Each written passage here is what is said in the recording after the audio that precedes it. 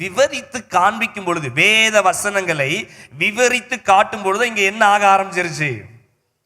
இருதயம் கொழுந்து விட்டு எரிய ஆரம்பிச்சிருச்சு. கையை உயர்த்தி ஒரு அல்லேலூயா சொல்லுங்க பாப்போம். அப்போ உன் இருதயம் அனலா இருக்க வேண்டும் சொன்னா, நீங்க கிறிஸ்துவ ஜீவியத்துல அனலா இருக்கணும்னா நீங்க அறிந்து கொள்ள வேண்டியது வசனத்தை விவரமாய் நீங்கள் அறிந்து கொள்ள வேண்டும். வசனத்தை நீங்க என்ன பண்ணணும்? விவரமா அறிந்து கொள்ளணும். இப்ப மறுபடியும் வாங்க, அப்போலோ என்கிற ஒரு மனிதனை பார்த்தோம்ல, அப்போஸ்தலர் 18க்கு வாங்க. அப்போஸ்தலர் 18 அவரை குறித்து நம்ம பார்த்தோமே, அவர் ஆவியில் அனலா இருந்தாருன்னு சொல்லி, எப்படி அவருடைய ஆவி அனலாச்சு கண்டுபிடிப்போமா? அப்போஸ்தலர் 18:25 வாசிங்க மறுபடியும். அவன் கர்த்தருடைய மார்க்கத்திலே உபதேசிக்கப்பட்டு.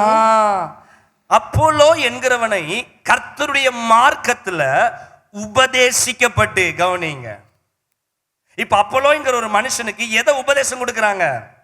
கர்த்தருடைய மார்க்கத்தை குறித்து, இயேசு கிறிஸ்துவின் வழியை குறித்து அப்போலோவுக்கு உபதேசம் பண்ணப்படுது, கற்றுக் கொடுக்கப்படுகிறது. வசனத்தை கருத்து, நீ கையை வச்சு இப்படி ஜெபம் பண்ணணும், வர்ஷிப் பண்ணும்போது நீ கையை இப்படி உயர்த்தி ஆராதிக்க வேண்டும், நீ கீபோர்டுக்கு இப்படி பாட்டு பாட வேண்டும், இப்படிலாம் ஊழியக்காரன் கத்து கொடுத்தா விளங்கவே மாட்டான். நீ இந்த மாதிரி ட்ரெஸ் பண்ணணும், நீ இந்த மாதிரி போய் நிற்கணும், நீ இப்படி இப்படி இப்படி நீ ஊழியம் பண்ணணும், மெசேஜ் கொடுக்கும்போது ஒரு கதை சொல்லணும், மெசேஜ் கொடுக்கும்போது நீ அப்படி ஒரு பாட்டு பாடணும், இதெல்லாம் கொத்தனாருக்கு சொல்லி கொடுத்தா கூட அவன் பண்ணுவான். பிள்ளைகளை கூப்பிட்டு வந்து சண்டே கிளாஸ்க்கு நீ இப்படி நடத்தணும், அவங்க அப்படி நடத்தணும். நான் பிரசங்கம் பண்ணும்போது 4 பேர் தூங்க தான் செய்வான், அதுக்கு ஒரு அல்லேலூயா சொல்லணும், அல்லேலூயா அப்படின்னு அவன் முடிச்சுக்கிடுவான். இதெல்லாம் இல்லையா? கர்த்தரின் மார்க்கம் என்பது வேறு, உலக ஞானம் என்பது வேறு. நீ தேவனுக்காக ஊழியம் செய்யணும், நீ கர்த்தருக்காக சபையில எழும்பணும்னா உனக்கு வசனம் தெரியணும்.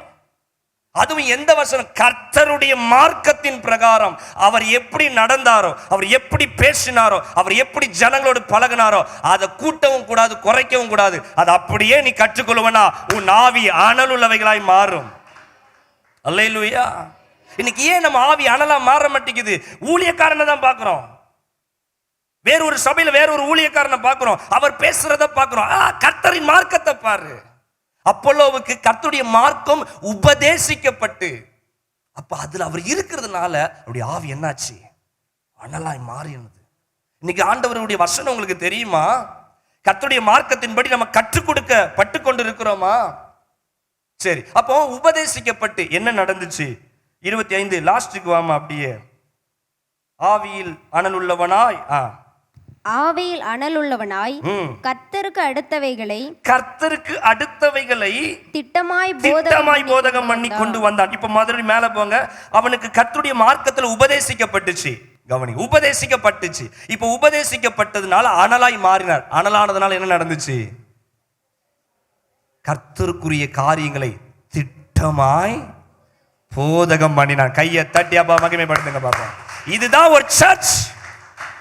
சபை என்று எப்படி இருக்கணும்? ஆண்டவர் சித்தமே அடுத்த மாசம் உங்களுக்கு ஃபுல்லா நான் கிளாஸ் எடுப்பேன். உங்களுக்கு ஃபுல்லா கிளாஸ் தான். அப்போஸ்தல சர்ச் எப்படி இருக்கணும்? அப்போ இந்த இடத்துல சொல்லப்பட்டு இருக்கிறது, அவனுக்கு உபதேசம் கொடுக்கப்பட்டுச்சு. இன்னைக்கு சபை பிள்ளைக்கு உபதேசம் கொடுக்கப்படுதா? சபை பிள்ளைக்கு உபதேசம் கொடுக்கப்படுதா? கர்த்தருடைய மார்க்கம் சொல்லி கொடுக்கப்படுதா இல்லையா? வேற யாரும் புதுசா வந்திருந்தான்னு சொல்லுவாங்க, இந்த சர்ச்சில் எதுவும் சொல்லி கொடுக்கவே இல்லை போல இருக்குது, ஒண்ணு கூட வாயை திறக்க மாட்டேங்குது. உபதேசம் கற்றுக் கொடுக்கப்பட்டுச்சா இல்லையா? ஆமென்றவங்க கையை உயர்த்துங்க. ஆமென். சரி, உன் ஆவி அனலா மாறிச்சாமா? உன் ஆவி அனலா மாறிச்சா? பாஷா அதுதான் சொல்லுதம்ல, உங்களுக்கு எத்தனை முறை சொல்ல, இருக்கிற வரைக்கும் அனலா தான் இருக்குது. நீங்க நம்ப மாட்டீங்களா? இருக்கிற வரைக்கும் அனலா தான் பாத்துருக்கு. வேணா எங்க வீட்டுக்கு வந்து பாருங்களேன், அங்க அடிக்கிற கூத்தெல்லாம். அது அதுக்கப்புறம் கற்றுக் கொடுப்பேன். ஏன் திங்கள்ல இருந்து நம்ம சனிக்கிழமை வேற ஆளா மாறி இருந்தோம், ஞாயிற்றுக்கிழமை வந்த பிறகு திருப்பி ஏன் ஒரு ஆளா மாறி இருந்தோம், திருப்பி ஏன் நம்ம திங்கள் டு சாட்டர்டே வேற ஆளா மாறுதோம், அதற்கு இன்னைக்கு நான் கடைசியில் உங்களுக்கு சொல்லி முடிப்பேன். அப்போ இவனுக்கு உபதேசிக்கப்பட்டு அவன் அனலாய் மாறினதுனால கர்த்தருடைய வசனத்தை திட்டமா சரியா போதனை பண்ணலாம். அல்லேலூயா, அல்லேலூயா. அப்போ உங்க ஆவி அனலாய் மாற வேண்டும் என்று சொன்னால், உன் இருதயம் கொழுந்து விட்டு எரியணும்னு சொன்னா, கவனிங்கம்மா, கொழுந்து விட்டு எரியணும்னா நீ எதுனாலதான் எரியும்? கர்த்தருடைய வசனத்துக்குள்ள நீ வளரும் பொழுது. அந்த வார்த்தையை மறந்து போகாதீங்கன்னா, லூக்கால கையை வச்சுக்கிட்டே இருக்கணும், என்னத்தையாவது வைங்க அதுல. லூக்கா பைபிள் அந்த வசனத்துல லூக்கா 24 எடுங்க, அடிக்கடிக்கு இதுக்குள்ள தான் வருவோம் நம்ம. லூக்கா 24:32 சொல்லுகிறது, நம்முடைய வேத வாக்கியங்களை நமக்கு விளக்கம் காட்டின பொழுது, சொல்லுங்க, வேத வாக்கியங்களை விளக்கம் காட்டின பொழுது நம்ம இருதயம் கொழுந்து விட்டு எரியலையா? அப்ப நீ கர்த்தருக்குள்ள ஆவில அனலா இருக்கணும்னா உன் இருதயம் வேத வாக்கியங்களினால நிரம்பி இருக்கணும். அப்போஸ்தலர் 21ஆம் அதிகாரம் எடுத்துக்கொள்ளுங்க. 21ஆம் அதிகாரம் வைத்துக்கொள்ளுங்க, சரியா? இதுல நம்ம அப்போஸ்தலனாகிய பவுலை குறித்து நம்ம பார்க்க போகிறோம். ஆமென். அப்போஸ்தலனாகிய பவுலை குறித்து நம்ம பார்க்க போகிறோம். இப்போ அப்போஸ்தலனாகிய பவுல், இப்ப கவனிங்க, இவன் எருசலேமுக்கு போய் ஊழியம் செய்ய வேண்டிய ஒரு கடமையாய் மாறுகிறது. ஆண்டவர் சொல்ல, நீ எருசலேமுக்கு நீ ஊழியத்திற்கு போக வேண்டும் என்று சொல்லி. இப்போ விசுவாசிகள் அப்போஸ்தலனாகிய பவுல் எல்லாரும் ஜெபிக்கிறாங்க.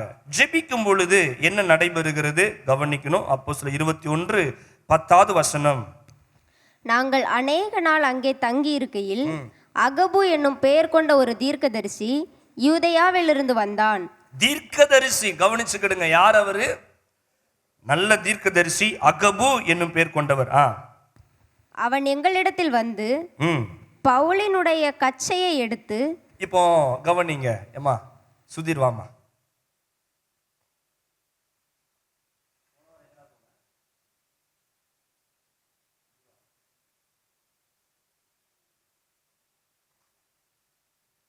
சரி, எப்பவுமே இவனை தான் கூப்பிடுதான் பார்த்துருக்கீங்களா? கர்த்தர் உன்னை நடத்துவார் தம்பி, வாமா. ஒரு முறை இவனை, ஆமா, கர்த்தர் ஏதோ ஒரு திட்டம் வச்சிருக்கிறார். சரி, இப்போ தம்பி தான் பவுல், ஸ்டைலான பவுல், என்ன? சரி, கவனிச்சு கொடுங்க. இப்போ பவுலுடைய பைபிள் சொல்லுகிறது 11வது வசனத்தில், பைபிளையும் பார்க்கணும் என்னையும் பார்த்துக்கிட்டே இருக்கணும், என்ன? 11வது வசனம், அந்த அகபு என்கிற தீர்க்கதரிசி பவுல் கிட்ட வந்து கச்சையை உருவுறார், பெல்ட். என்ன பண்றாரு? கச்சையை எடுத்து, நான் தான் அகபு தீர்க்கதரிசி, இவர் தான் பவுல், இவர் கச்சையவே எடுத்து என் கையை காலை நான் கட்டிக்கிடுதேன், கைகளையும் கால்களையும் கட்டிக்கொண்டு இந்த கச்சையை உடையவனை, இந்த கச்சை யாருக்குமா சொந்தம்? பவுலுடைய கச்சை. இந்த கச்சையை யாருக்கு சொந்த காரணம்? இவனை எருசலேமில் உள்ள யூதர் இவ்விதமாய் கட்டி புறஜாதியார் கையில் ஒப்பு கொடுப்பார்கள் என்று பரிசுத்த ஆவியானவர் சொல்லுகிறார். உண்மையான தீர்க்க தரிசனம். அப்ப இவனை இந்த கயிறு வச்சு கட்டி என்ன பண்ணுவாங்க? கொண்டு போய் கொடுத்துருவாங்கன்னு சொல்லி பரிசுத்த ஆவியானவர் சொல்லுகிறார். இதை கேட்டுட்டு எல்லாரும் சொல்றாங்க. 12வது வசனம் வாசிமா. இவைகளை நாங்கள் கேட்ட பொழுது எருசலேமுக்கு போக வேண்டாம் என்று, நீங்க அந்த ஊருக்கு போக வேண்டாம் என்று நாங்களும் அவ்விடத்தாரும் அவனை வேண்டிக் கொண்டோம். எல்லா ஜனங்களும் என்ன பண்றாங்க? கேட்கிறாங்க, பவுலே நீ போகாத, நீ இன்னும் நிறைய நாள் ஊழியம் பண்ண வேண்டியது இருக்குது. தெளிவாய் ஆண்டவர் பேசுறாரு. இந்த கச்சையினால உன் கையை காலை கட்டி உன்னை கொண்டு போய் ஒப்பு கொடுக்க போறாங்களாமா. எல்லாம் உன் மேல எப்பவும் கொலை செய்யலான்னு என்று காத்து கொண்டு இருக்கிறாங்க. நீ போக வேணாம்னு சொல்லி தீர்க்கதரிசி கேட்கிறாரு, விசுவாசிகள் கேட்கிறாங்க, அங்க வந்தவங்க எல்லாரும் கேட்கிறாங்க. அப்போ பவுல் சொல்லுகிற வார்த்தை, நான் கட்டப்படுவதற்கு மாத்திரமல்ல மரிப்பதற்கும் ஆயத்தமா இருக்கிறேன்னு சொல்றாரு. கையை உயர்த்தி ஆண்டவரை மகிமைப்படுத்துங்க பாப்போம். அல்லேலூயா. நான் கட்டப்படுவதற்கு மாத்திரமல்ல மரிப்பதற்கு ஆயத்தம். இப்போ இப்படி போகிறார். இப்போ இவர் எங்க போகிறாரு? 17ஆம் வசனம் வாசிமா. நாங்கள் எருசலேமுக்கு வந்தபோது, இப்போ யார் எங்க வந்தாச்சு? நல்ல கவனிங்க. எருசலேமுக்கு வருவதற்கு முன்பதாக தீர்க்க தரிசனம் வெளிப்படுத்தப்படுகிறது. ஆனாலும் பவுல் இப்ப எங்க என்ட்ரி கொடுத்தாச்சு?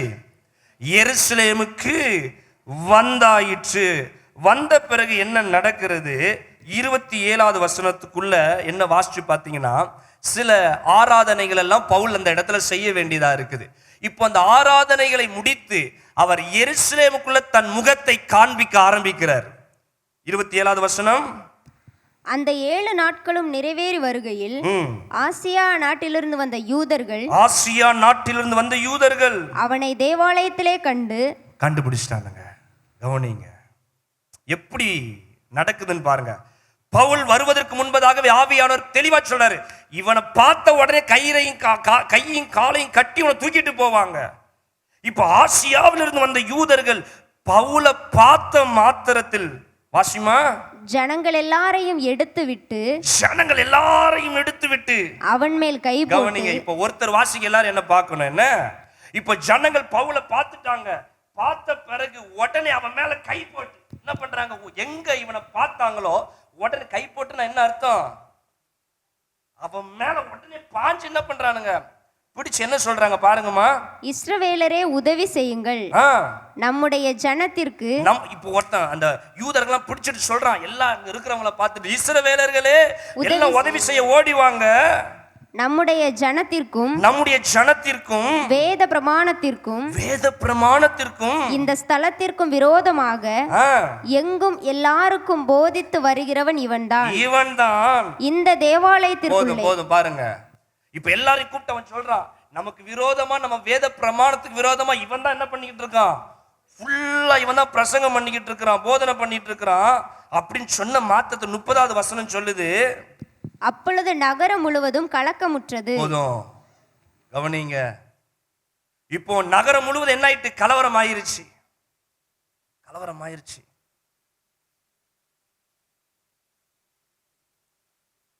சிறு வயதுல இருக்கும்போது அருமையான கலைஞர் ஐயாவை இரவு நேரத்தில் கைது பண்ணினாங்க. எத்தனை டிவியில் பார்த்தீங்க?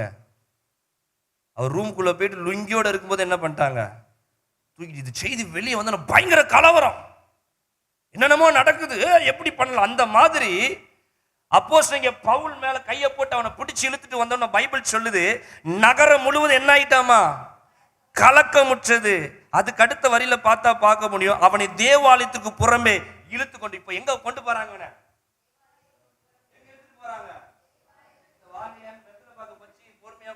ஏன்னா வசனம் சொல்லுது, அவன் மேல கை போட்டு அவன் என்ன பண்றாங்க, இழுத்துட்டு போறாங்க, தரன்னு சொல்லி. சூழ்நிலை எப்படி இருக்குது யோசிச்சு பாருங்க. உன் குடும்ப வாழ்க்கையில, உன் ஊழிய பாதையில, உன் பிசினஸ்ல எதுவா இருந்துட்டுமே இப்படிப்பட்ட ஒரு அனுபவங்கள், ஒரு இழப்புகள், ஒரு பிரச்சனை, 4 பேர் உனக்கு விரோதமா வரான், என்னமோ சொல்றான், என்னமோ செய்யறான், பணப்பிரச்சனை, ஏதோ ஒரு பிரச்சனை, பலவீன பிரச்சனை வரும்பொழுது உன் இருதயம் எப்படி இருக்குது, உங்க இருதயம் எப்படி இருக்குது சொல்லுங்க. இந்த மாதிரி அனுபவத்துக்குள்ள யாரும் போயிருக்கிறீங்களா? உன் நாத்தனார் உன்னை வந்து உன் பண்டையை பிடிச்சிக்கிட்டு அப்படியே இழுத்துட்டு போய், உன் கொழுந்தனார் வந்து உன் சட்டையை பிடிச்சி இழுத்துட்டு போய், உன் மச்சான் வந்து உன்னை நம்பிதாண்டா என் தங்கச்சியை கொடுத்தேன்னு சொல்லி உன்னை போட்டு குத்துன்னு குத்தி, அப்படி யாரும் இழுத்துட்டு போயிருக்காங்களாமா? கடன்காரன் உனக்கு கடனை கொடுத்துட்டு வந்து நின்று தட்டை கிட்டலாம் தூக்கி அடிச்சு, உன் வீட்டுக்குள்ள அண்டா சட்டி கிட்டிலாம் தூக்கி அடிச்சுக்கிட்டு அப்படின்னு வந்து நின்னானாமா? இந்த அனுபவத்துல போயிருக்கிறீங்களா? அப்ப பைபிளை பாருங்க, அவனை இழுத்து கொண்டு என்ன பண்றாங்களா, இழுத்து கொண்டு போனார்கள், உடனே கதவுகள் பூட்டப்பட்டது. இன்னைக்கு உன்னை முடிச்சிட வேண்டியதான் பவுல, நினைச்சு பாருங்க. அவனை பட்டணத்துக்குள்ள கொண்டு வராங்க, ஆலயத்துக்குள்ள கொண்டு வராங்க, இழுத்துட்டு கொண்டு வராங்க, உடனே கதவெல்லாம் பூட்ட சொல்லியாச்சு. இவன் உள்ள வந்தவன் எங்க போக கூடாது, இதுதானையா பரிசுத்த ஆவியானவர் உணர்த்தினாரு. இவன் கைகளையும் கால்களையும் கட்டி கொண்டு போவாங்க. பலிபீடத்திலிருந்து வருகிற பிரசங்கம் உன் எதிர்காலத்தை குறித்தது. பாஸ்டர் என்ன சொல்றீங்க, என்ன அப்ப இப்படி இழுத்துட்டு போவாங்களா? பிசாசு வகை தேடுவான் உன்னை பாவ இச்சையில லாக் பண்றதுக்கு, உன்னை உள்ள விட்டு கதவை பூட்டுறதுக்கு. நீ சும்மாவே இருப்ப, உன் செல்லுல அது வந்து நிற்கும், டமால்ட்டு எல்லாம் லாக் ஆகும், யாரும் இல்லை. அப்படியா? வம்புக்குன்னு வருவான், உன்னை தேடி வருவான், வம்புக்குன்னு போன் போடுவான், வம்புக்குன்னு உன்னை பாவத்துக்கு இழுத்துட்டு போவான். வாடா, ஒரு பீர் பாட்டில் தானே, குடிச்சா ஒண்ணு செத்து போக மாட்டேன், உடம்பு குண்டாவும், வா அப்படின்னுவான். உடனே என்ன பண்ணிடுவ, உடனே வாட்டை திறந்து புடு குடிச்சிருவியா? கதவு பூட்டப்படும், உன்னை பாவத்துக்குள்ள கொண்டு வச்சு கதவு பூட்டப்படும். அந்த இடத்துல நீ எப்படி இருக்கிற, அந்த இடத்துக்குள்ள நீ எப்படி இருக்கிற? ஆசையா பொண்ணுங்க தேடி வரும், ஆசையா பையங்க தேடி வருவாங்க, கதவு சிக்கன்னு பூட்டிக்கிடும். அப்பாடா பூட்டிக்கிச்சுடா, நிம்மதியான இருந்துருவியா? அப்போஸ்தலன் பவுல உள்ள விட்டு கதவை பூட்டினாங்க. ஒன்னு சில பாவத்துக்குள்ள வச்சு பிசாசு இப்படிதான் உன்னை வந்து வசனத்துல சொல்லியிருக்கணும், அதே மாதிரி நடக்காது, வேற விதத்துல பிசாசு உன்னை கிரியை செய்வான். வசனங்களை விலைக்கு சொல்லும் பொழுது நம்ம இருதயம் கொழுந்து விட்டு எரியவில்லையா? உனக்கு எல்லா உபதேசமும் சபையில கற்றுக் கொடுக்கப்பட்டது. இந்த உலகத்துல நீ எப்படி வாழணும், பாவத்தை எப்படி மேற்கொள்ளணும், சத்ரு பிசாசு மனுஷ ரூபத்துல வரும்போது நீ அவனை எப்படி மேற்கொள்ளணும் எல்லாம் உனக்கு கற்றுக் கொடுக்கப்படுகிறது. அதை கற்றுக்கொண்டு நீ என்ன பண்ற? அப்ப அப்போஸ்தலனாகிய பவுலை உள்ள வச்சு கதவை பூட்டியாச்சு. 31 வாசிமா. அவர்கள் அவனை கொலை செய்ய எத்தனித்திருக்கையில் பிளான போட்டாச்சு. இப்ப இந்த பவுலை என்ன பண்ணணும்? கொலை செய்ய வேண்டும் என்று எத்தனித்த பொழுது எருசலேம் முழுவதும் கலக்கமாய் இருக்கிறது. பயங்கர கலக்கம் வந்துருச்சு. இப்போ போர் சேவகருக்கு அது அறிவிக்கப்படுகிறது. அதிபதி புறப்பட்டு வருகிறான். 32வது வசனம் கடைசி வரி வாசிமா. அவர்கள் கண்டபோது பவுலை அடிக்கிறதை விட்டு நிறுத்தினார்கள். இப்போ அதிபதி வர வரைக்கும் இப்ப பவுலுக்கு என்ன நடந்துகிட்டு இருக்குது? போட்டு அடி, இவனை கொன்னுறணும், யார் பார்க்கறதுக்குள்ள இவனை தீத்து கட்டிடணும்னு சொல்லிட்டு அடிச்சுக்கிட்டே இருக்கிறான். அதிபதி வந்த பிறதான் அடிக்கிறதை விடுறாங்க. பவுல அவ்வளவு வரைக்கும் என்ன வாங்கிட்டு இருக்கிறாரு? அடி. ஆண்டவர் தடுத்தாரா? ஆண்டவர் தடுத்தாரா? இன்னைக்கு நீங்க கேட்கிறீங்களே, ஏன் ஆண்டவர் என்ன தடுக்கவில்லை, ஏன் இந்த பிரச்சனையை தடுக்கவில்லை? பதில் வரும், கொஞ்சம் வெயிட் பண்ணுங்க. அல்லேலூயா. அது வரைக்கும் அவனை அடிச்சு காயப்படுத்தினாங்க, சங்கிலினால கட்டப்பட்டு. இப்போ இதெல்லாம் நடந்த பிறகு இந்த பிரச்சனையெல்லாம் முடிஞ்சு ஓரளவுக்கு பவுலை காவல்ல வைத்து சில காரியங்கள்லாம் வரும் பொழுதுதான் யார் என்ட்ரி கொடுக்குறா? நீ போய் உட்காருமா, எல்லாம் கைத்தட்டு கொடுத்துருங்க தம்பிக்கு.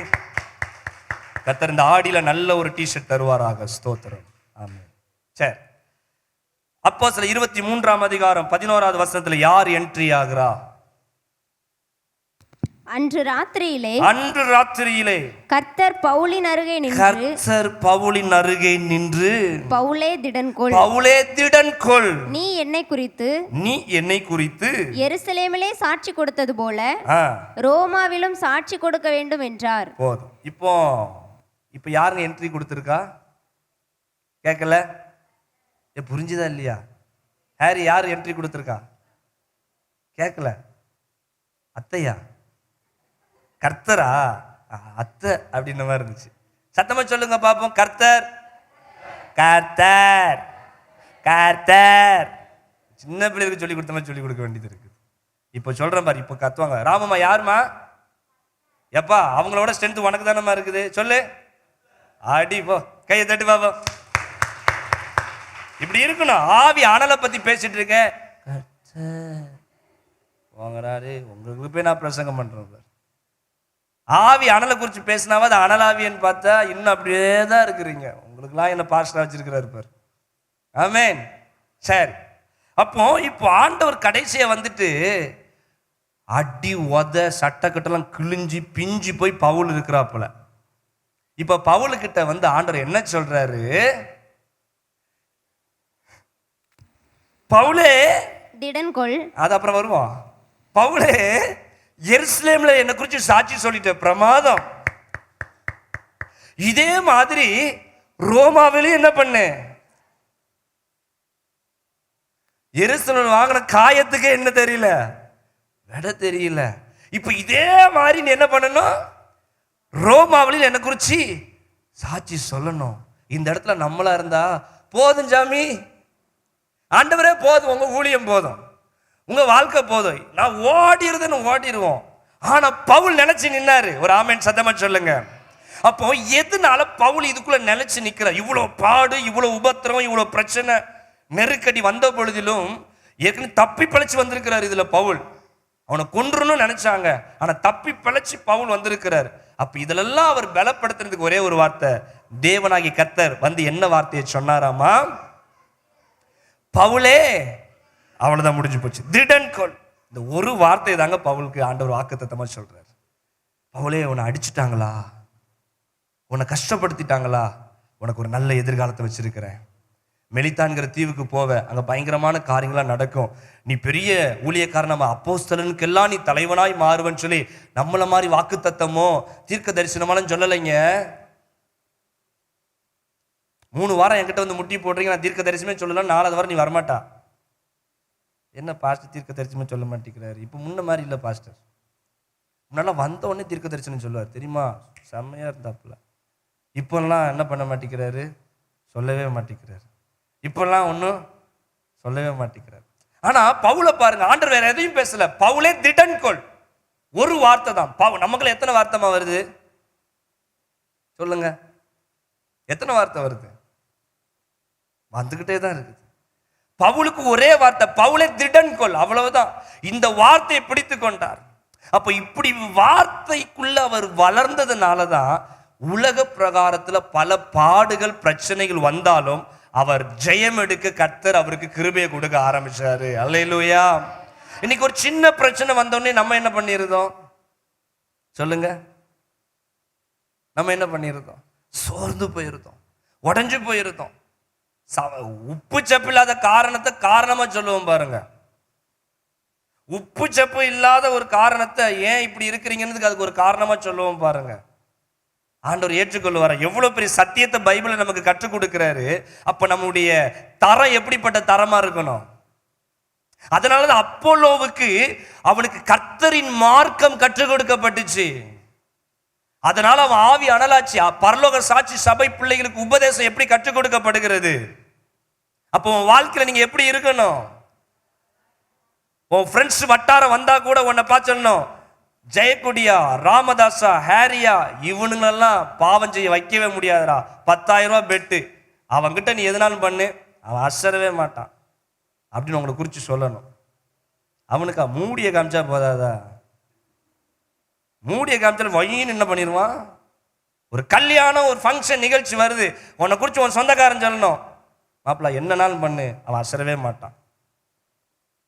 ஒரு கல்யாண ஃபங்க்ஷன் வருது, உன்னை பிடிச்சி என்னென்னமோ பண்ணுவானுங்க, நீ அதுல முங்கி போயிருவியா? உனக்கு என்ன உபதேசம் கற்றுக் கொடுக்கப்படுகிறது உன் சபைக்கு?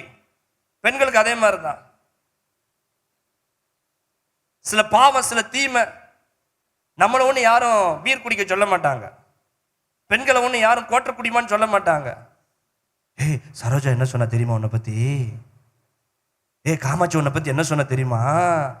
அப்படி தெரியுமா, இப்படி தெரியுமான்னு உங்கள்கிட்ட கதை விட வருவாங்க.